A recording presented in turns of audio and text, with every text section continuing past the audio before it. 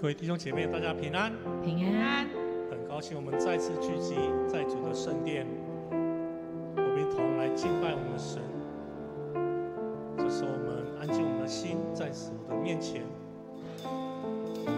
叫我们全人全心交托仰望，求主来带领我们未知的道路，求主的丰盛恩典就满满祝福在我们的生命当中。我们一同来祷告。亲爱的耶和华上帝，你是配得我们赞美的神，天属于你，地也属于你，万物都因你的创造而存在，因你的柔美而欢欣。今日我们聚集在你的殿中，愿我们一同击鼓、跳舞、弹琴来歌颂你，因你是喜爱你百姓的主。主啊，你是应当称颂的，我们向你欢呼，因为我们知道向你欢呼的民是有福的。我们因你的名终日欢喜，在患难中，在顺境里，我们都要高声来赞美你。主啊，我们的口要不住称赞你，因你是行大能的神，你为我们征战，使仇敌逃跑。你的救恩是我们的装饰，你的同在是我们的依靠。我们要以喜乐的歌声来敬拜你。主啊，求你今天来悦纳我们的敬拜，在你的殿中，我们要唱新歌，愿我们的歌声如馨香之气，到达你的宝座前，使你的心意得满足。我们这样的祷告，都是奉靠主耶稣基督的圣名，阿门。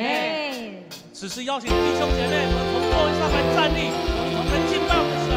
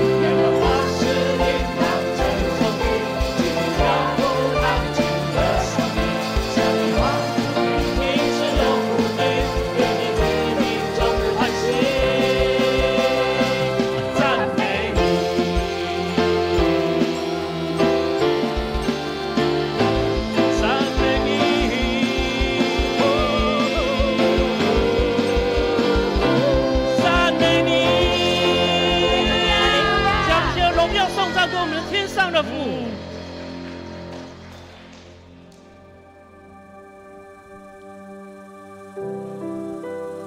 主啊，我们属于你，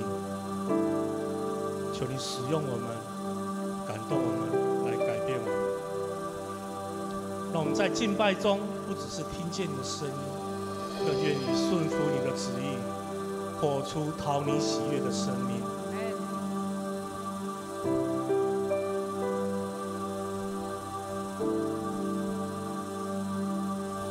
主，我来到你座前，全心向你献上我所有，毫不保留地将我自己献给你，渴望你来充满我的心。主，我来到你座前，献上我这一生尽所有，愿你悦纳我的生命，献上活祭，渴慕你拥有我全人全心。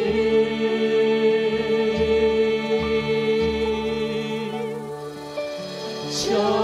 你来使用我，让我用我生命敬拜你，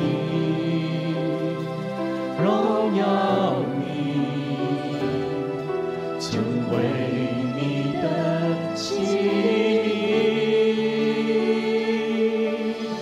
我愿这一生都为你歌唱到永远，荣耀你，直到看见你的名被高举。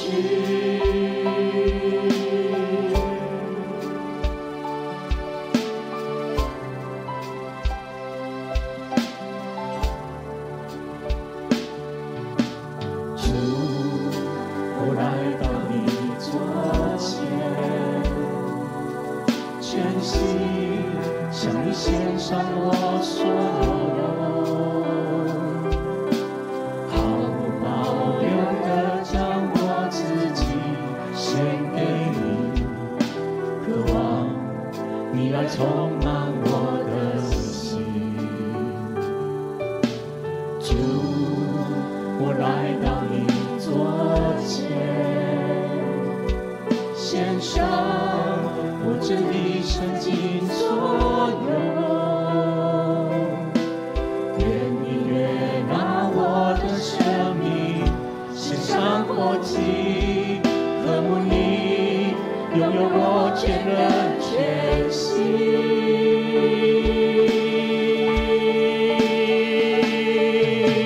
求你来使用我，让我用我生命敬拜你，荣耀你，成为你的器皿。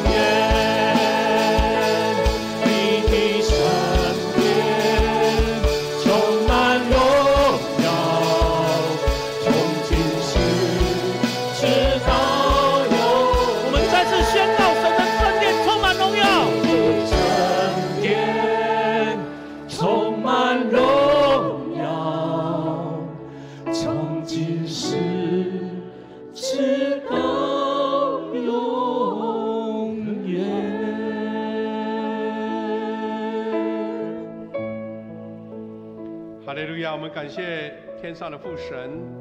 感谢让我们这个福分成为你的儿女。我们要敬畏你，是因为你是创造宇宙万物的主宰，你是我们生命的源头，你是主导我们人生生命的你的主宰者。是的，当我们以敬畏的心来到你面前时，我们就要看见你的恩典、你的爱、你的祝福、你的保守要在我们当中，让我们活在神的恩典中，也走在神所赐生命的道路。是吧？感谢你，让我们今天早上有这个福分来到你面前，一起同心敬拜。愿我们的祷告、我们的诗歌、我们的敬拜、我们的祈求、我们的感恩，在你面前得到悦纳。也愿神的平安喜乐在我们每一个成员当中，让我们的敬拜成为馨香之祭，来到主你面前。感谢你的恩典，也愿这个礼拜每一个弟兄姐妹，大家都同得造就，同得激励，也同得祝福。感恩祷告，奉靠主耶稣基督的圣名祈求，阿们。弟兄姐妹，我们请仍然站着，我们一起来攻读使徒信经，来告白我们的信仰。一起来，我信上帝全能的父，创造天地的主。我信我主耶稣基督，上帝的独生子，因圣灵感孕，由童女玛利亚所生，在本拉彼拉多手下受难，被钉十字架，受死，埋葬，降在阴间，第3天从死里复活，升天，坐在全能的父上帝的右边，将来必从那里降临，审判活人死人。我信圣灵，我信圣而公之教会，我信圣徒相通，我信罪得赦免，我信身体复活，我信永生。阿们。请坐。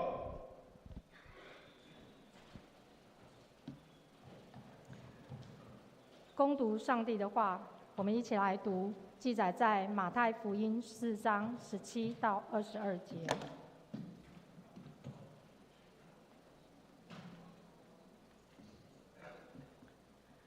请。从那时开始，耶稣宣讲信息说：“悔改吧，因为天国快实现了。”耶稣沿加利利湖边走着，看着2个打鱼的兄弟西门别号彼得和他的弟弟安德烈，正往湖里撒网。耶稣对他们说：“来跟从我，我要使你们成为得人的渔夫。”他们立刻丢下渔网，跟从了耶稣。耶稣再往前走，看见另外2个兄弟，西比泰的儿子雅各和约翰，他们和父亲一起在船上整理渔网。耶稣呼召他们，他们立刻舍了船，辞别了父亲，跟从耶稣。献诗，我们请颂扬诗班，他们所要献的曲目是自然的书。讲道，请洪仲志老师，他所要传讲的题目是放下的恩典，放下得恩典。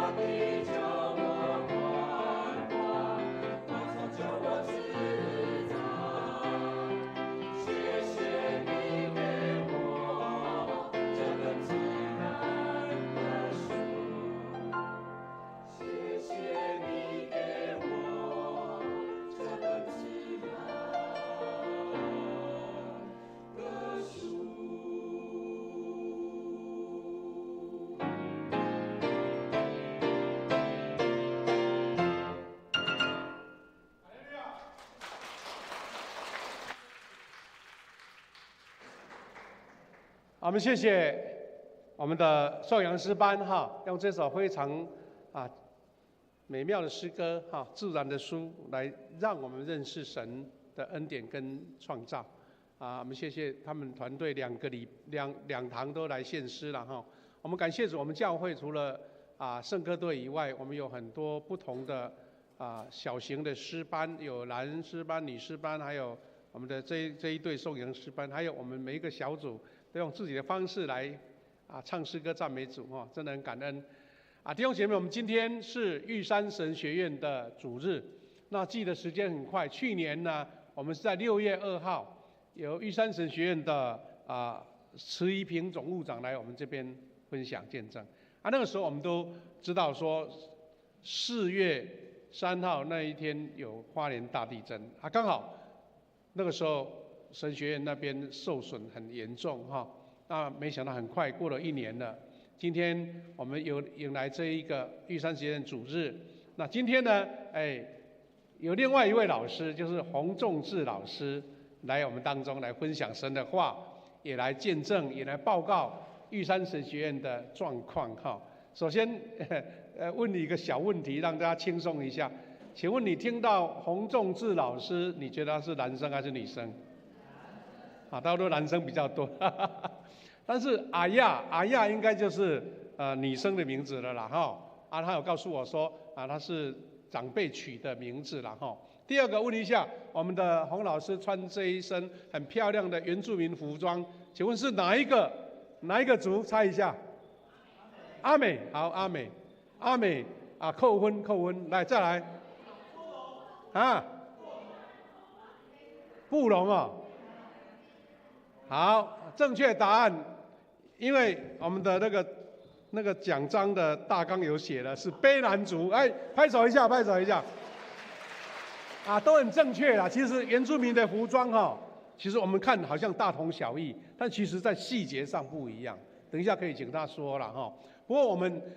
牧师的一个经验就是说，卑南族这个族不像阿美、泰雅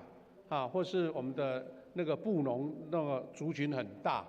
它就在台东的一个角落。不过有2个因素大家会比较有印象，第一个是阿妹这个歌手的故乡就是卑南族。第二个是我们这个卑南族他因为原先这个名字是外人帮他取的，所以他们自己一直认为说我们不是这个名称，所以从卑南还有普悠玛，有没有搭过普悠玛火车？就是改成这个名称。但是我们总会呢，长老教会总会在取这个名字因为太难发音了，干脆就用英文拼音了如果把它翻译成中文就是比优马比努优马样，比努优马样反正这个就是很漂亮，但是有一点神秘的卑南族等一下他会分享他的故事，让我们一起认识那总之就是原住民的那么多族一起在玉山神学院来一起造就成长，而且他们附带的很重要的使命，第一个使命就是传福音，第二个使命就是把原住民的文化、传统、历史能够保存住。那我们就会看见说，我们的玉山神学院，它附带其实是2种任务，一种是栽培优秀的那个牧者。第二个就是怎么样努力各族群的文化、语言、诗歌能够保留下来。那当然不是很细，但是我知道说洪仲志老师他本身就是因为有这样的背景，所以他也在这方面很有研究所以他不是牧者身份，但是他是一个英文密师，也是神学院的老师那我们要请他自己现身说法，也一起来关心玉山神学院。好，我们用热烈掌声来欢迎我们的洪仲志老师来分享，谢谢。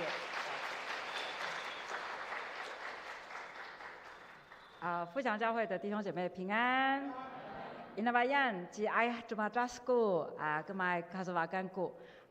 这一段是卑南语，等一下我来解释是什么那谢谢教会的接纳，让我能够代表玉山神学院在这里给大家请安来，还有这个致谢。我们特别感谢去年这个0403的地震之后呢，富强教会还有许多台湾人教会，为我们玉山神学院的关心跟奉献，让我们能够一步一步的完成这个地震之后许多建筑的这个损害，还有我们在山坡地的这个补强工程。那因为大家的爱跟分享，玉神的师职生呢，我们才可以安心继续的努力在这个学习上主的教导，我们也努力的参与在教会的各项的服事的事工里面。那我想大家可能还在想，玉山神学院在哪里？那玉山神学院在花莲的鲤鱼潭，那就容许我用短短的一个影片来给大家看看玉山神学院的过去、现在，还有我们未来的展望，还有这个地震的这一些报告。那我们请大家看一个短短的影片。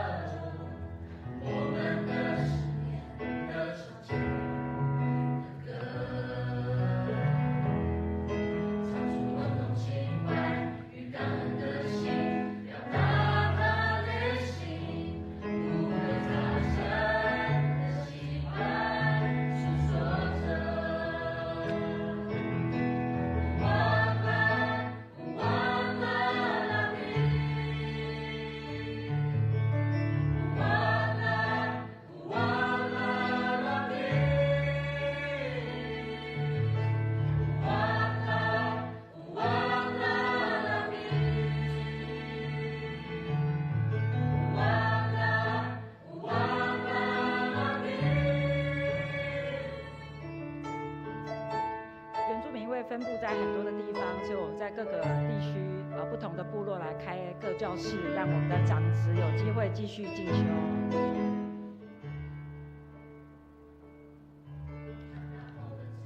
那这个是我们现在教室的状况，我们大概有400多位的学生在不同的教室一起上课。玉山神学院也开始跟加拿大的原住民神学院合作，我们开了第一个玉山神学院的原住民神学博士课程。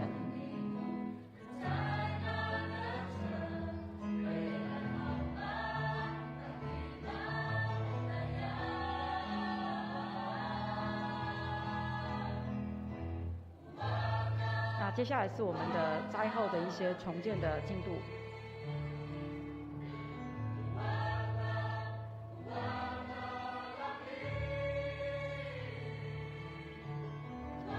这些是部分的重建的照片。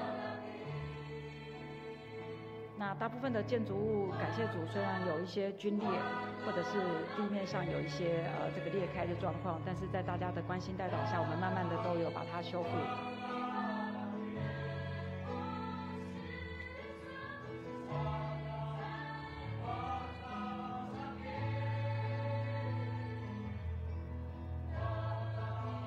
这个是男生宿舍外面的柏油路，虽然已经修好了，但是那个宿舍已经不能住了哈，所以我们正在期待未来能够怎么样重新整建男生宿舍。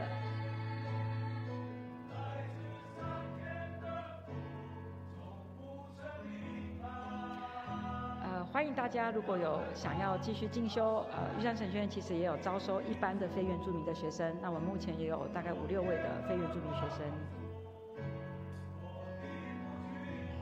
那如果对这个原住民神学博士相关的学位有兴趣，也可以跟我联络，因为这是我负责的工作。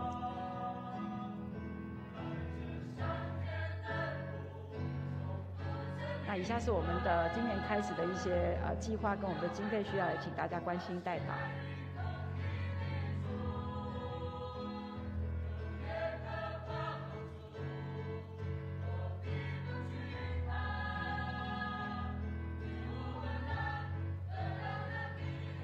另外就是，如果你们有机会到寿丰的鲤鱼潭呢，玉神有一个会馆，那你们随时都可以来跟我们联络，那可以在那边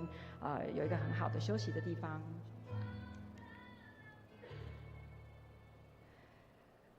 好，谢谢大家。玉神蛮漂亮的，对不对？对哈，这个是鲤鱼潭的照片，这个是我自己照的。有一天在鲤鱼潭散步的时候，那个清晨感到非常的感动，然后就有这样的机会拍下这张照片哈。那今天的经文是大家都很熟悉的，我们在马太福音里面讲这个这个耶稣要呼召人的故事。那我真的是我忘记了这张投影片哈，我还是要讲一下，真的是谢谢富强教会的弟兄姐妹哈能够在过去的10日里面都非常的在乎也关心为我们原住民的教会代祷。好，那今天的分享呢是在讲这个马太福音里面耶稣到加利利湖边去呼召门徒时候的这个故事。那这是大家非常熟悉的故事。那我们常常在读这个圣经故事的时候呢，就会想说，我是不是应该把我自己的生命经验跟圣经故事来对比一下？那我自己其实常常这样做。那我今天要邀请大家呢，透过我的生命故事，重新再去认识这一段当耶稣呼召门徒的时候的那一个行动跟那一刻的感动哈。在耶稣的时代呢，加利利湖边的渔产很丰盛。那大家都知道，那里有很多的渔船聚集，然后市集也是这个人潮来来往往的哈。那个是耶稣一开始宣教的主要传福音的一个地方。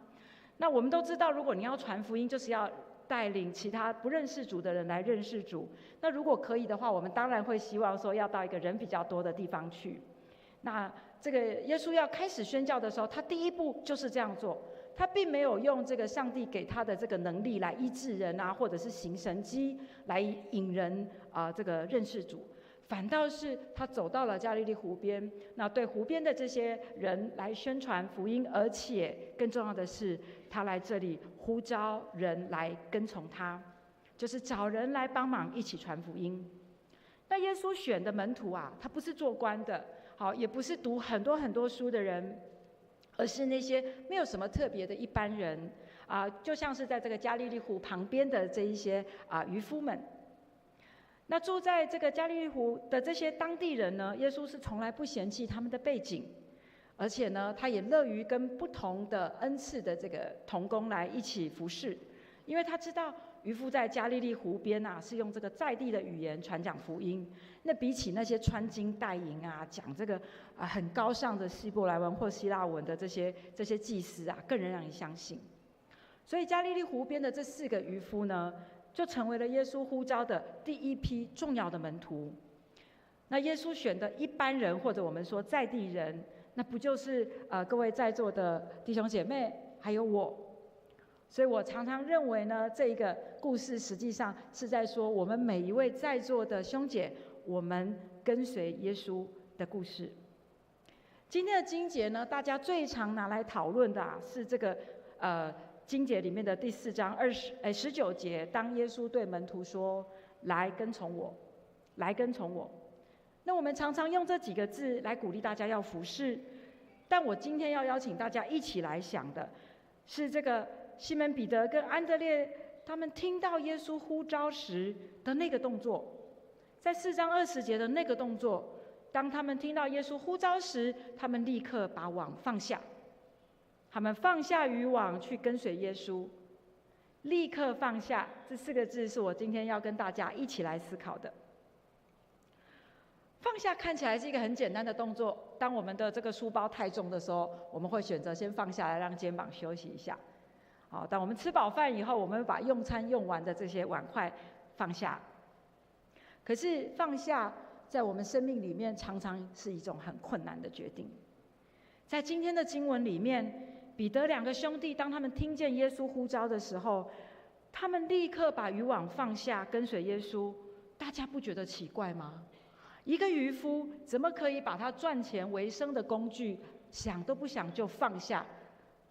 我们如果再把他想的传神一点，他根本就是丢了，把他渔网丢了，去跟随耶稣。渔夫难道不想明天要吃什么？我不打鱼，我的家人吃什么？可是经文却这样告诉我们，经文说，除了这个彼得跟安德烈以外，另外一对兄弟约翰、雅各也是这样约翰跟雅各甚至把他们的老父亲跟他们的船放下，离开了老父亲跟船，去跟随耶稣。耶稣呼召他们，渔夫们就跟随。那我一开始用了一个简短的这个卑南语跟大家互动，然后问安。Inawayan 是卑南语的你好，我是来自台东的卡萨巴干部落，卑南族的原住民。我要再站出来给大家看一次我的衣服因为你们要在2350个人之间，你才会找到一个卑南族，而且卑南族很少这样子盛装出席哈。当然这个不是因为我今天要讲到，我们常常卑南族聚会，我们就会很开心，给大家看一下。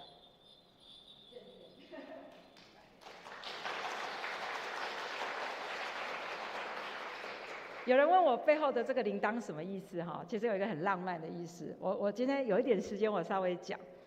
卑南族人很少，大概11000个人，所以我们在2350万人的台湾里面，你可能只能2000多个人里面看到一个我们，但你不见得能够认得出来啊。你大概认得出来张惠妹啦，哈，或者是那个纪晓君，好。那我背后的这个铃铛，当我走动的时候，它会有声音。我们常常在跳舞的时候是听铃铛来辨别这个女性她的舞蹈的动作有没有美丽。比如说我跳舞会有。就会有这个声音。我们卑南族很爱跳舞，很多的这样的声音哈。那卑南族是一个很特别的族群，大家有机会的话，我们只有在台东。如果你有机会到台东的话，也欢迎你到卑南族的部落哈。那卑南族讲完了，我们来讲下一个哈。我从小的梦想是当老师，跟很多人一样。我女儿现在也很想当老师，可是我大学的时候哈没有那么认真，我大学考了3年才考上。我考上了东海社工系。1999年呢，我从东海社工毕业的时候，我还是想圆梦，所以我就跑到这个花莲的瑞穗去考了这个代理教师，就是代课老师。那我这个梦就成真了，我就去这个瑞穗国小，花莲的瑞穗国小。大家知道花莲瑞穗有很棒的温泉哈，那我在那里就当了代课老师。可是呢，我这个老师办公室的椅子还没坐热。1999年9月发生了一件大事情，就是921地震。好，那一天我在办公室被摇的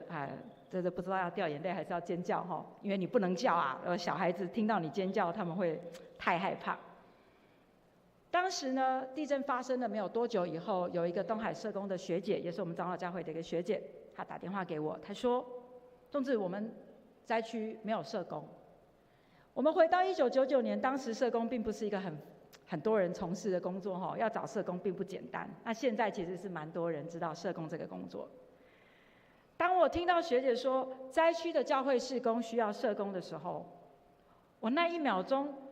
不知道哪个脑子里哪根筋突然就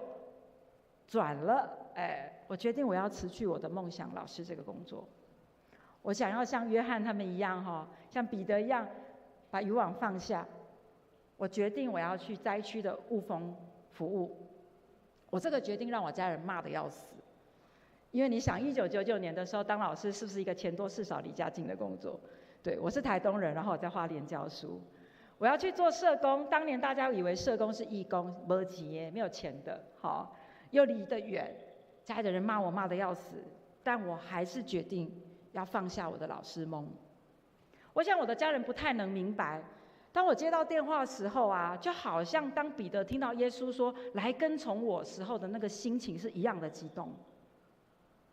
这4个渔夫，他们可能已经听过别人讲耶稣的故事，或者他们自己亲身听过耶稣跟他们讲故事。但当耶稣跟他们说“来跟从我”的时候，难道这4个渔夫心里没有挣扎吗？我想可能有的。可是他们仍然决定要放下一切，立刻回应上主。他们放下一切，就是他们赚钱的这个维生的这个渔网，并不是一种很盲目的牺牲啊。因为渔夫们知道，我们人从上主接受了一口气，成为人的那一刻开始，我们所拥有的一切都是主的恩典。我们拥有的一切是主的恩典。同时，渔夫们也知道，作为门徒，我们并不需要为了明天忧虑。我们不用为了明天吃什么穿什么而感到紧张，因为在主凡事都能。渔夫们更知道一件事情：当我们把一切放下的时候，并不是为了个人的得救，而是要跟随耶稣一起扛起这个福音的十字架，让更多人因为认识主而蒙福。这也就是这段故事在告诉我们的放下一切，跟随主的一个恩典。921地震关怀站工作以后啊，我大概有10多年的时间，我都在教会里面工作。那曾经跟我一起工作的年轻人，现在有好多位呢，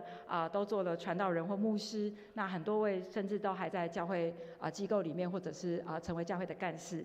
那富强教会也有一位我以前遇到的一个青年朋友哈，但他现在也是一个妈妈，刚刚有跟他 say hello， 就是罗秀婉执事干事，啊，他以前是雾峰教会的会友哈。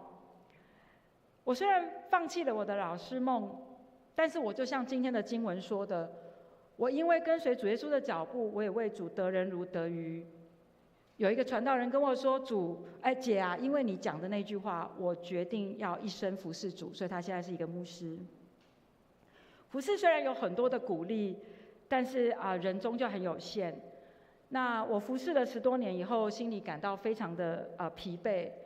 我也不知道我应该要回台东的家乡去呢，还是我继续要下一个阶段的梦想。那我当年下一个阶段的梦想是出国读书哈。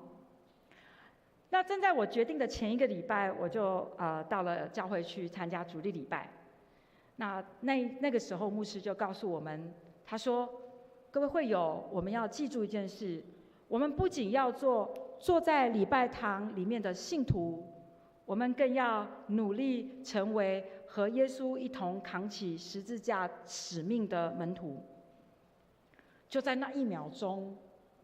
那句话讲完的那1秒钟，我的头脑里突然出现了玉山神学院5个字。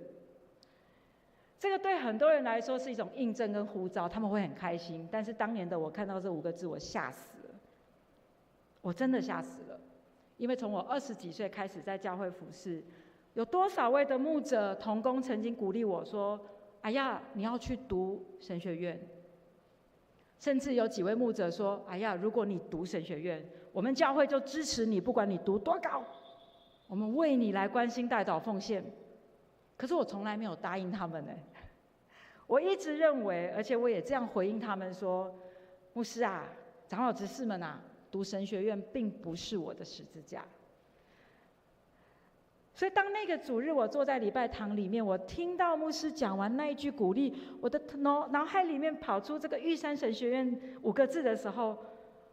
我很害怕，因为那一天距离玉山神学院考试就10天的时间。我心里想，都快考试了，怎么会叫我去读神学院？但我一个好朋友问我：“哎呀，你是不是相信在主没有难成的事？”我说是。他说：“那你就去报名，你就去考试。”所以我努力祷告，放下了我的害怕，我真的接受了这个。玉山神学院真的接纳了我的报名，都快考试了哦，接纳了我的报名，而且放榜那一天，我的好朋友打电话来告诉我说：“那是你的名字，玉山神学院接纳你。”我这个时候才了解到，我放下一切，并没有失去。神为我开了另外一扇门，而且是我以前很害怕、从来不敢开的门。那这一扇门就为我打开了。放下一切跟随主，是基督徒活出我们信仰的一种重要的行动，而且是其中一个非常重要的行动。耶稣对门徒的呼召说：“来跟从我。”经文原来的意思是说，来跟在我的后面。那这个就是说，耶稣跟门徒的关系是一个在前面引导，那一个在后面跟随。那也可以看得出，耶稣跟门徒的关系有一个主仆的关系。可是，当我们要回应上主的呼召的时候，并不是这么简单，说我们去拿水给耶稣洗脚就没事了。我们更重要的是要跟在耶稣的身后，学习他的服事，然后按照他所教导的努力来得人如得鱼。所以这么说来，渔夫他们放下网的时候，并没有什么害怕呀。因为他们自己的生命会因为跟随主耶稣而得到更多的人来认识主，而感到更丰盛。921地震时候的那通电话呢，我就立刻放下了我的老师梦，到灾区服事。那当我在那个主日礼拜听到玉山神学院5个字呢，我也去考了神学院。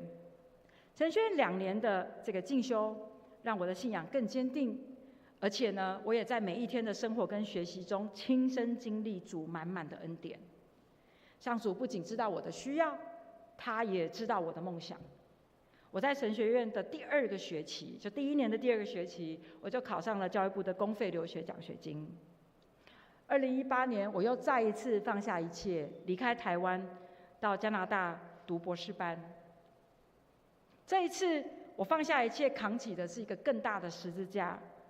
是要回家，我要回来台湾做台湾原住民的神学教育。所以虽然我读书很慢，大家可以算2018出国读书，2025了，我还是这个博士候选人有点慢，英文也不够好，继续努力中。博士班这几年我也常常感到很无力，我也很着急。不过我从来没有害怕，因为过去20年的生命里面，上主的呼召跟带领，让我更深的体会耶稣一直与受压迫者，包括我们原住民同在。这也是我到加拿大读博士班的十字架。我要装备自己，回到家乡台湾，和我的族人们，和教会许许多多关心原住民的台湾人，一起来面对社会上仍然存在对原住民的许多歧视跟不公义的对待。我在加拿大读书的时候其实受到当地很多的加拿大台湾移民的照顾，那他们都是基督徒。他们在加拿大都是经济跟社会地位很不错的这一群人，这些台湾人兄姐，他们从来不嫌弃我的背景，他们甚至不会把对原住民的这些刻板印象放在我身上。台湾人对原住民很多刻板印象嘛，对不对？比如说唱歌跳舞算吗？真的有原住民不会唱歌跳舞啦哈。还有一个是，大家有没有听过马路英雄？有没有听过马路英雄？讲原住民马路英雄。好，马路英雄什么意思？我们很厉害吗？没有啦，马路英雄是喝酒醉倒在马路边。原住民喝酒以前是一个很欢欣的事情，但是后来因为有很多的这个心理因素，让我们很多的原住民的弟兄姐妹变成了酗酒，当然不是好事。好，可是这个马路英雄，这个酗酒的这个刻板印象呢，在加拿大的这些基督徒呢，他们并没有把这些东西放在我身上，反过来他们邀请我与他们同工。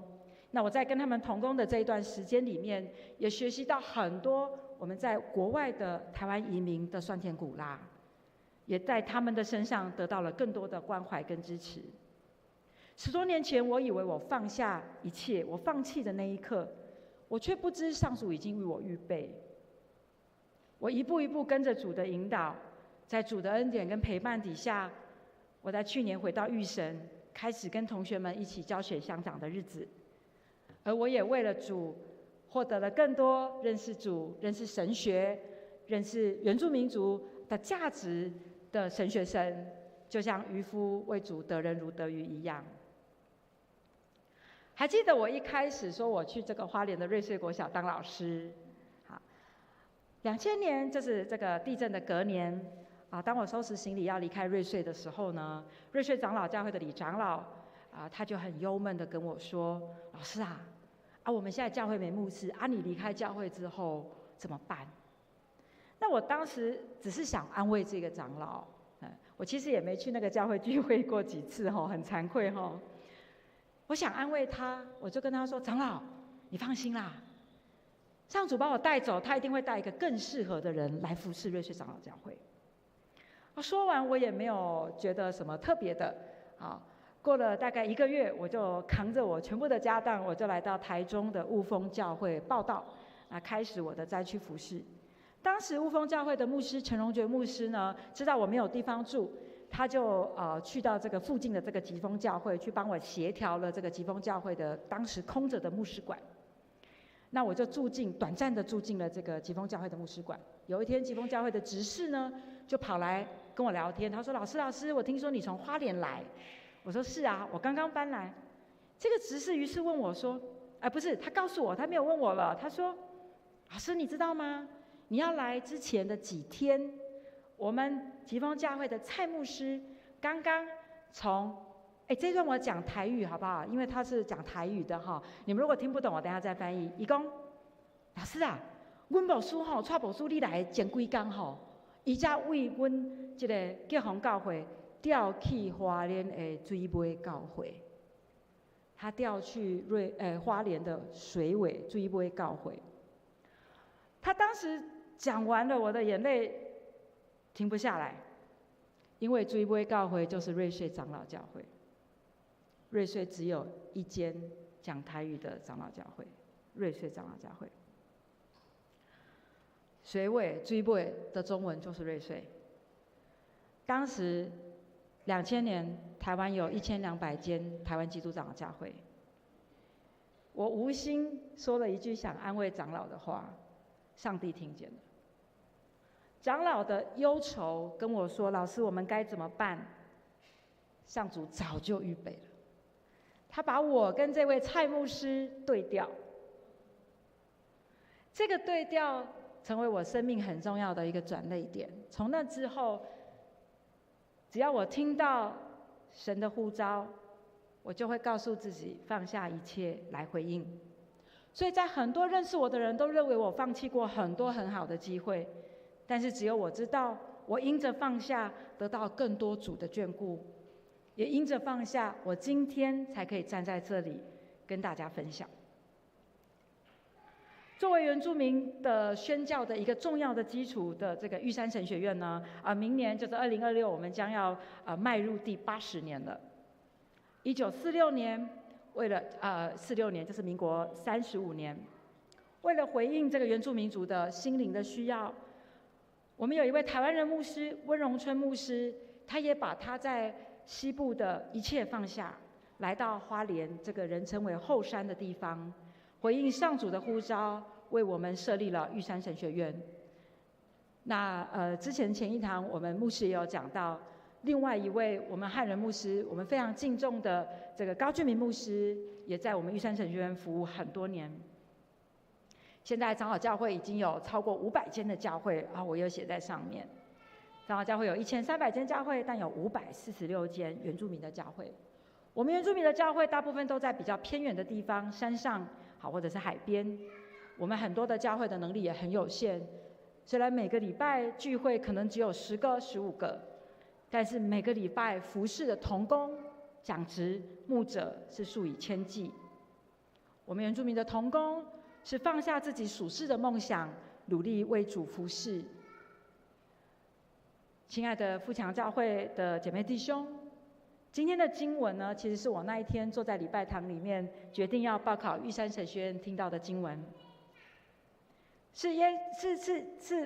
稣，是这个牧师当时鼓励我们做门徒的那段经文。我因着上主的引导，虽然放弃了我的梦想，但我的回应、我的跟随，也让我能够回到玉山神学院任教。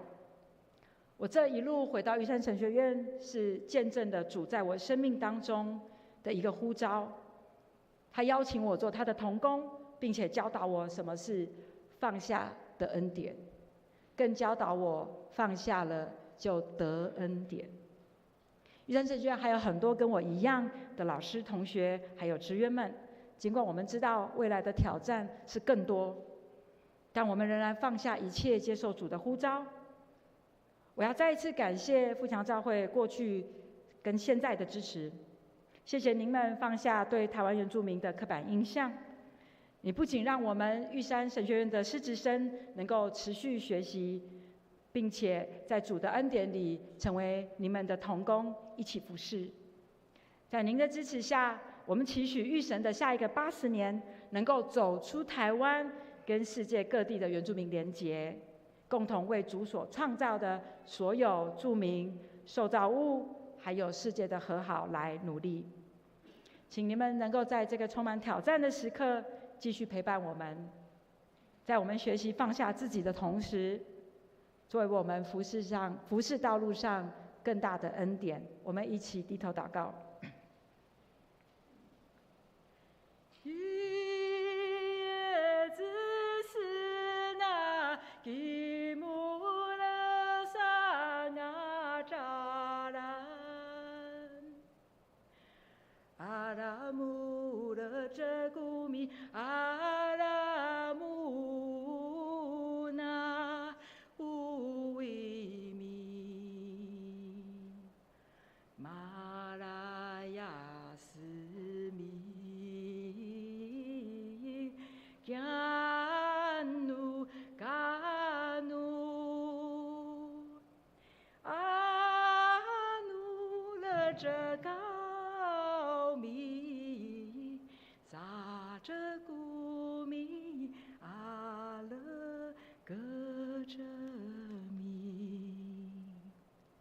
主耶稣，我们所依靠的，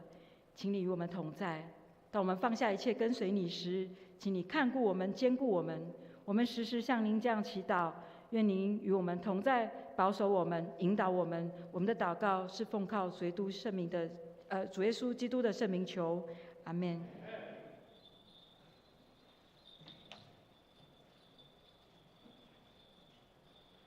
弟兄姐妹，我们感谢黄老师，他用他的生命故事来分享，也来做见证。牧师做一个补充报告，就是玉山神学院呢，他们的所有的经费，大部分都是各教会一起为他们的每一年的纪念主日来做奉献。如果你有感动可以用我们周报所夹的这个奉献袋为他们做奉献，可以记下你的姓名。还有我们的电脑编号哈。那我要做的一个回应就是说，我们台湾有一个恩典，就是岛不大，但是民族很多啊。光原住民哈，如果再加上我们台南这个西拉雅族，也要成为一个族群哈，就16、17个那其实更多。那表示说台湾这个岛哈小。但是它的生命力非常的强，那所以我们台湾感谢主有原住民在我们的这个中间，就成为一个非常美好的存在，没有其他可以替代的哈。那有几个现象，就是说原住民的教会在台湾长老教会来说是占的快一半，那表示说我们的原住民的同工弟兄姐妹在我们的长老教会的贡献或是参与是非常大的哈。第二个是我们之前我们比较认识那个高俊明牧师，他已经过世好几年了哈。他在我们的玉山神学院做了很久的神学院的院长，也是在他手上，他整个神学院的规模啦、制度啦，还有在现在礼仪坛边建设，成为一个非常到现在这个规模，所以也很值得我们去关心纪念。虽然在花莲比较远了哈，我们比较少机会去，但是牧师鼓励大家哈，有机会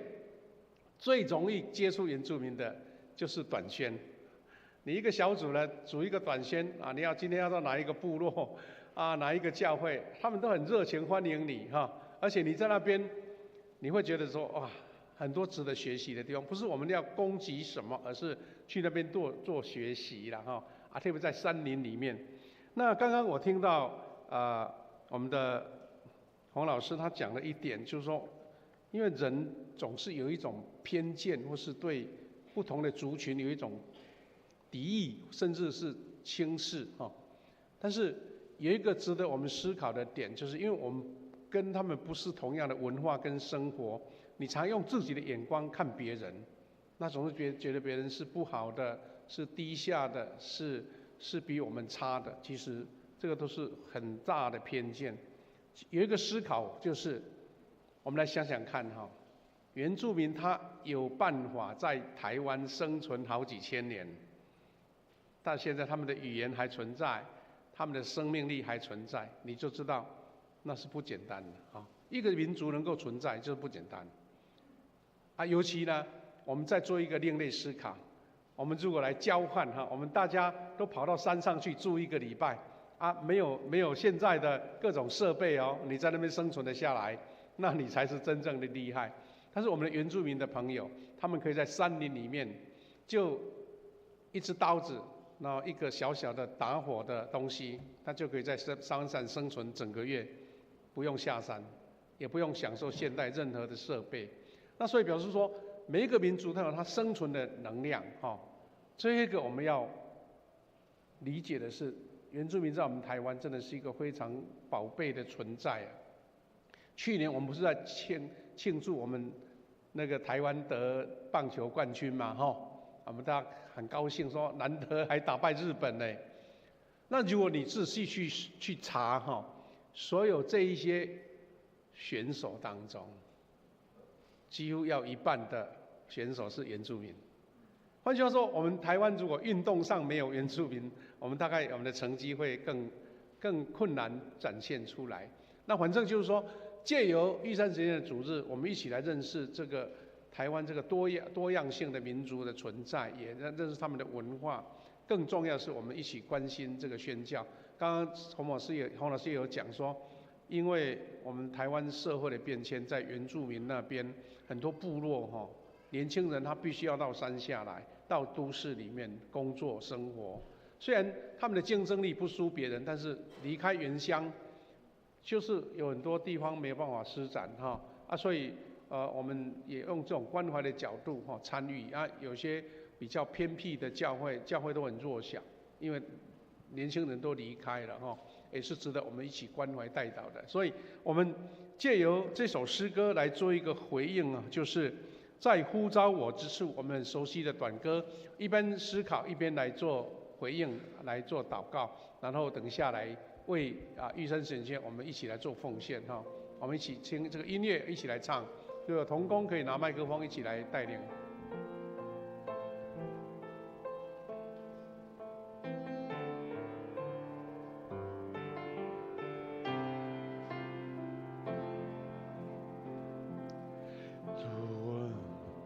主有的胜利，让我全心感受，渗透我的生命，赐下平静和安息，使我显得满足。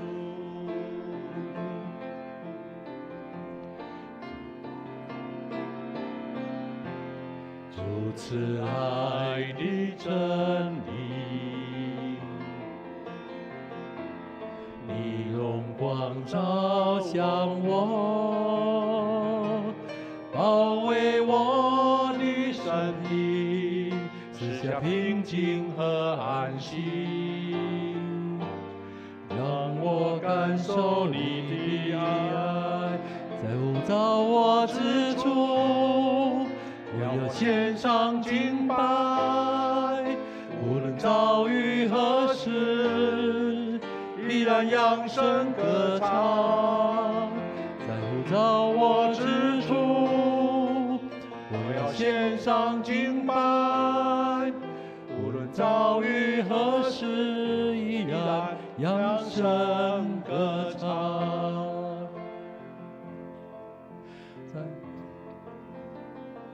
我们就唱到这边我们一起要来做祷告。弟兄姐妹，我们一起来做回应的祷告。第一个，我们透过洪崇志老师所分享的生命故事以及圣经的教导，我们跟神说：神啊，让我学会在适当的时候放下，因为神要更丰富的生命恩典给我们。舍下不是失去，放下是要得更多神的祝福。我们在生命，我们在工作，我们在教会服事，以及我们的生活，让我们凭着信心，在神的呼召回应神的召命。第二个，我们为玉山神学院祷告，求神来赐福他们有更多的丰盛的资源，以及优秀的老师跟优秀的原住民青年，在这边受到好的造就，来兴起原住民的宣教以及文化。第三个，我们为富强教会的弟兄姐妹，我们的亲人来祷告，求神保守，让我们在信仰上更得成长。我们的弟兄姐妹，特别有病痛的兄姐，求神赐下医治。最后，我们也为我们台湾的处境来祷告。我们在面对很多国内外的挑战，国内无论是政治上的冲突，还是国际关税、美金贬值，以及各方面的冲击、产业的冲击，还有我们面对了中国大陆的不同的军事的威胁，求主让我们的领袖、我们的执政者能够有智慧，有神给他们的恩典能力，行公义、好怜悯，让整个国家更加的稳固，更加的平安。我们也为自己所关心的亲人献上祷告。我们按照我们自己领受的，我们自己的感动，我们一起来做祷告。愿父神，我们感谢赞美你恩典，你的能力浇灌在我们当中，也喜乐在我们当中，你的祝福在我们当中。愿神将平安赐给我们，将是礼的赐给我们。我们将玉山神学院以及我们每一个人交托主，求你保守我们的国家能够得平安，我们的教会的弟兄姐妹能得祝福，我们的恩典得平安。感谢赞美主。谢谢父神，我们感谢你。那我们今天透过玉山神学院的主日借由洪宗之老师所分享的，主啊，让我们再一次在你面前安静的思考。主，当你们为我们预备的时候，我们有时候不了解、不清楚，甚至是抗拒。但是神往往将最美好的、更棒、更祝福的事放在前面。神啊，让我们能够追寻神的脚步，以及神的话语的呼召，让我们勇敢的愿意放下，也是为了要得更多的祝福，也更多的使命的完成。主啊，我们求你赐福玉山神学院在这个环境当中、挑战当中有神的祝福，一切都顺利。无论是神学生的栽培、学院的经费的运用，都求神亲自赐下。我们也将我们的教会弟兄姐妹交托你，求你亲自掌权保守每一个，无论是长辈、年轻人、我们的壮年还有儿童，都得神的保护。特别有病痛的兄姐，求你赐下医治在他们当中。神啊，我们也将我们的国家交在你手上。当我们面对很多国内外的挑战，我们知道安稳在神面前，听候神，等候神的话语，有智慧面对挑战，就神给我们的旨意，让我们的执政者有神给我们的智慧，给他们的智慧，能够带领我们的国家，无论面对经济的挑战、关税的挑战，以及两岸互相的冲突的一种紧张，都有神的特别保护跟引导，让我们的国家走在安定、神祝福的道路当中。神啊，求你保守每位弟兄姐妹，但是在工作、在职场、在生活、在家庭，也得神特别的恩典，让我们知道依靠神，我们就勇敢往前没有惧怕，也没有担忧。愿神赐福每一位弟兄姐妹，得着这样最美好的祝福。我们将感恩祷告，奉靠主耶稣基督的圣名祈求，阿们。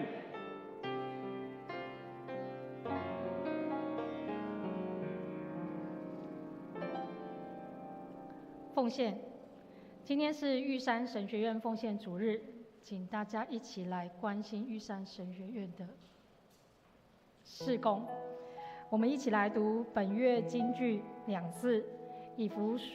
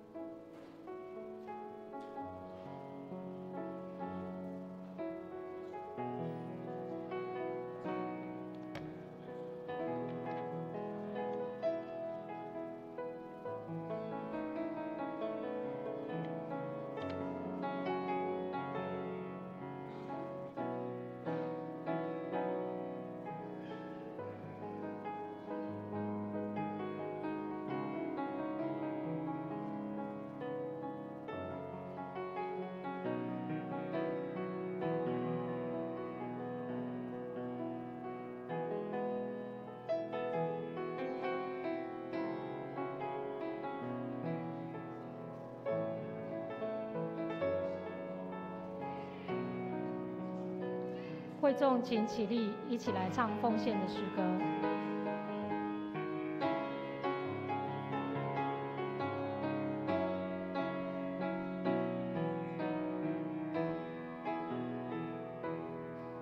亲爱的宝贵耶稣，你爱何等的甘甜，我的心深深被你吸引，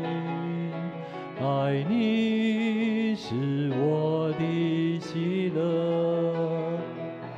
一生爱你，一生敬拜你，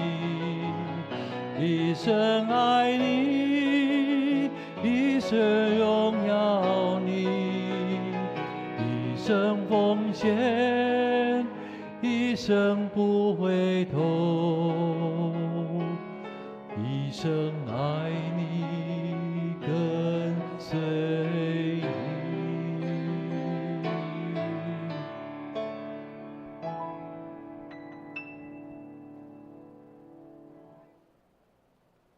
会众请坐。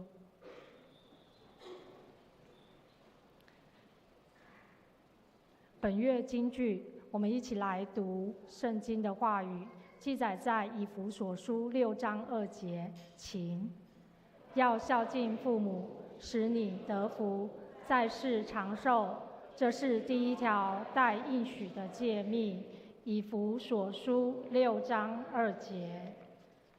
请翻开周报第2页。主日敬拜服事同工，主理夏牧师、诗会、杨中和执事。第一堂招待松年团契，第二堂提摩太牧区。其他服事同工，请我们自己来看。神说，我们要彼此相爱。教会有各样的服事团队，敬拜赞美、圣歌队、影音、新朋友关怀、交通管理、爱心午餐，还有心灵转角。若你们对哪一个事工有感动，也欢迎向各团队首长联系。请翻开第4页本会消息。第1点，今天是花莲玉山神学院奉献主日，感谢洪仲志老师前来正道请安问好，也帮助我们更多了解玉山神学院。除了培育原住民传道事工人才，然后也帮助在部落耆老的养成、族群的融合与世界原民的合作，也愿上帝赐福属他的机构。第2点，小会报告，今天下午1点召开定期小会，请小会员预备心参加。第2小点，小会接纳成立418果子学员团队，推行社区放学陪读福音事工，委任张芷兰执事负责，求主预备合场的团队，还有带领他们成为社区的祝福。第4点，从3月开办至今，持续邀请大家参与在每个月最后1周的夜间礼拜。第5点，富强教会50禧年事工研讨会和排球联谊赛，时间、报名方式，请我们自己详细看。第9点，本会喜讯，李胜文弟兄和高诗婷姐妹蒙主赏赐千金，取名李恩宇。愿主赐福妈妈和小公主健康快乐长大，也恭喜荣谦长老全家。门徒培育事工，请看第2点，冠冕理财于5月24号开课，每周6下午上课，运用上帝的原则，教导我们使用金钱储蓄服事神。我们可以扫描 QR code 做线上报名。牧区团契消息，请看第2点，主日学夏令营已经开始报名了，邀请邀请小学3年级到6年级的学生来参加。营会的主题是天才好管家，从小扎根，建构对金钱有正确的态度和永恒的价值观。关怀代祷总会、中会、社区消息，请我们自己看。请翻开第7页，上周奉献，请大家确认，若有需要，请向财务同工更正。以上，请夏牧师补充报告。好，弟兄姐妹，我来做补充啊。第一个，我们谢谢洪仲之老师、阿亚老师来分享见证。他小女儿刚刚去参加2堂主日学，现在上来让我们认识一下，来拍手欢迎。好，谢谢，请坐。他叫做嘎定，对不对？是嘎定谢谢。他读1年级因为洪老师他的一个长子儿子在读淡江中学双语班，所以他们昨天是先上去参加孩子他们的话剧演出，昨天晚上赶来台南今天小朋友很有活力，参加2堂的主日学请他说要结束前上来，让我们认识可爱的小朋友好因为等一下他们马上就要搭车又赶去台北，然后赶回花莲哈，下个礼拜还要赶回去回到那个加拿大那边去做他的一个出差的工作，就是带领他们一路都平安哈。好，谢谢他。等一下我们如果有牧者同工留在原地，我们再跟他们两个母女照一张相哈，做纪念。同工当然要参加更好哈，一起来照。好，那我们也另外介绍2位，一个是 Fred Ni 的朋友在哪边 ？Fred Ni 在哪边？欢迎你，欢迎你，好，欢迎你，欢迎。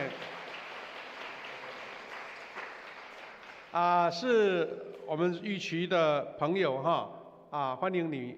来到我们当中。第2位是陈明一弟兄在哪边？来，欢迎你，好，明一弟兄，欢迎你来参加。好，那明一弟兄呢，在成大读博士班，毕业了吗？毕业了哈，好，欢迎你。我们感谢主，我们教会有2个团队蛮大的，就是第一个就是我们新楼医院的团队，第2个是我们成大的团队哈。那我们还有我们李伟教授的团队也很多了哈，很多学生都来哈，感谢主哈。那牧师再做一点补充，我们就结束哈。第一个，我们的这个母亲节的拍照，刚刚好像第一堂结束，很多人在拍照。我们最后一个机会，我们有同工帮你拍，而且你登记会帮你洗一张7寸的照片实体照片所以结束，请大家不要客气，1楼跟3楼都有，但因为3楼有聚餐所以你记得要摆位置，要不会遮到那我们等一下有爱心午餐，欢迎参加。第2个是我们在6月20号有蔡正道牧师的这一个培灵会，那特别报告的意思是说，请大家会把6月20跟21晚上的时间能够空下来，邀朋友、邀同工一起来参加，因为这2个晚上的聚会时间不是我们平常常有所以你记得那另外我们同工还有我们的干部，我们要在21号的这个早上10点有一个同工的造就会，等于全部5场我们欢迎大家预备心，为此代祷另外，我们如果想听这个明居正教授他的一个演讲有关红色渗透跟宗教迫害，特别是我们对岸现在传福音都不能过去了。你如果说带着圣经要去中国传福音，你要小心会被抓起来。那表示说我们会遇到很大的挑战这位明居正教授对这个很有研究如果你有兴趣这个主题，欢迎在下午就2点半在东门教会我们的母会那边有一个演讲会，已经有300多个人要报名参加如果你想参加欢迎大家自由参加那另外呢我们下个礼拜有一个医治祷告的时间，欢迎大家预备心来参加。另外我们的门徒培育施工，我们都刚刚已经报告过，牧师再做一次邀请。我们在第1堂礼拜的时候，除了有门徒学校，还有两堂的查经班，一个是华语查经班，是马教授主持的；一个是李伟教授主持的英文查经班。所以如果你能把每一个主日早上分别为圣，参加查经班、参加门徒学校之后来参加礼拜，那是非常丰盛的一个主日早上的一个学习那最后一个要跟大家报告的是我们的主日学夏令营要在7月我们周报就自己看7月的16号开始有4天的时间要举行。那今天下午1点半要举行这一个研习会，就是课程研习。那要邀请我们弟兄姐妹，平常你没办法参加主日学老师，如果能够在暑假参与这个志工因为要一个团队，很多人去年我们的提摩太很多人参与在里面，一起来造就栽培这群小朋友如果有兴趣，请下午1点半来参加还有一个要提醒的就是我们在暑假到了登革热跟那个新冠疫情都会蠢蠢欲动，我们也请大家注意自己的身体避免感染，或者说有状况要赶快去看医生我们有这样的学习。好，我们到结束，准备结束。颂荣，请起立，我们一起来唱《我的神，我的王》。稍后请牧师部祝祷。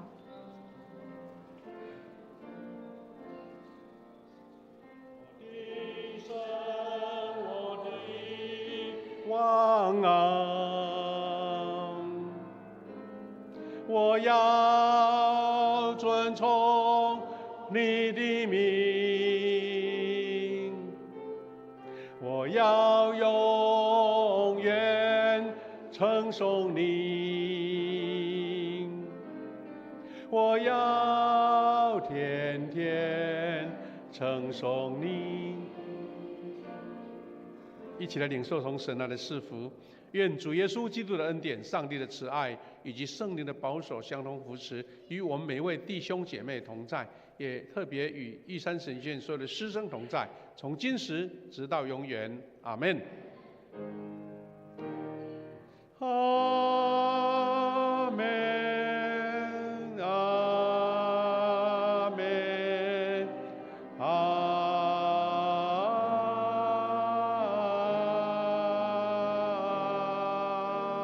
们。我们请坐来默祷闭会。